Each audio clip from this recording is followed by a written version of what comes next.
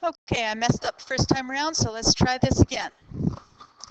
Uh, Yesterday you started on section 5.1 and you were looking at modeling um, polynomials. And just to go over one more time what some of the terminology in here is, just to remind you of where we're going, because some of this terminology is new, and as a result of it being new, it starts to get really complicated. So this particular section is like terms and unlike terms. And the point of the section is we want to simplify polynomials by combining like terms. So we want to make our ugly equations or ugly expressions, if you will, a lot simpler and a lot easier to look at. So remember we had positive x squared, positive x, and positive 1 in the yellow tiles. And let's see if green shows up better on red. The blue didn't show up so well last time. Negative x squared, looks like Christmas, negative x, and negative 1. Okay, does that make sense? Remember from yesterday? And just to reiterate, something that often people get a little bit confused with these tiles is, let's say we've got, in this case, x equals 3. Then our x squared tile, the big yellow square, would be evaluated to 3 times 3, which is 9. Okay? And let's write the word if up here, because certainly x won't always be 3. So if x equals 3, then x squared is going to be equal to 9. If x equals 3, then x is just equal to 3. And of course the 1 is always a constant. 1 will always be 1. Okay, that part's pretty straightforward. If, however, let me continue first. If this is still true, if this x equals 3 is still true, then negative x squared is equal to negative 3 times 3, or negative x squared, which will be equal to negative 9. Negative x will be equal to negative 3, because it's only the x that's being replaced by the value. So hopefully that's fairly clear, and I'm going to change it up just a little bit to look at a slightly different value of x. So let's get rid of this for now. So if x, I don't like this green at all, not nice, doesn't go. Okay, if x is equal to negative 3, things change a little bit. So x squared becomes equal to negative 3 times negative 3, which is equal to positive 9. X itself will be equal to negative 3. And again, the unit tiles don't change, they're constant. Negative x squared will be negative times negative 3 by negative 3, which will be equal to positive 9, but take the negative of it. So remember, just like up here, this is positive 9, but we want the negative of that. So it becomes negative 9, and negative x becomes negative 3. In other words, the opposite of negative 3, which is positive 3. This is one of those ideas that some people have a little bit of trouble with. So remember, when you're substituting the value into x, when you're trying to evaluate these things a little ways down the road, whatever this value is here is what we replace wherever the x is, okay, in all these cases. So hopefully that's fairly clear, and if not, hopefully it'll come together for you when we get into the next section.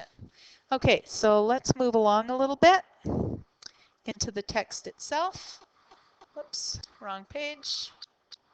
There we go. So last section, 5.1, you were looking at modeling these terms. In this section, we want to see what are like and unlike terms. And the biggest idea in this section is the idea of the zero pair. There, now I can use my green pen, like my green pen. Okay, so remember from grade 7 when you were adding and subtracting integers. Let's say you had 1, 2, 3, 4, 5 positive tiles because you want to have 5 and you want to subtract -3. So we've got 5 positive tiles. We want to take away 3 negative tiles, but we don't have any negative tiles. So we're going to add some zero pairs because remember, a positive and a negative together make 0.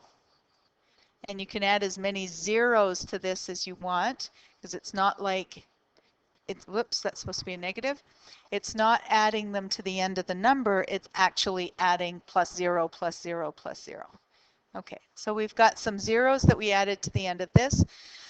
So this set of tiles is still +5. But now that we've got some zero pairs in there, we can actually take away the -3. So we can take away the 3 negative tiles, so they're now gone, and we're left with +8, or 8 positive tiles. So without the zero pairs, we wouldn't have been able to do that. The same thing's going to be true when we start combining algebra tiles. And the same method is going to be used to create to combine positive tiles. So what do you think happens when you combine tiles with opposite signs, regardless of what size they are? And we'll use the example that's here in your textbook.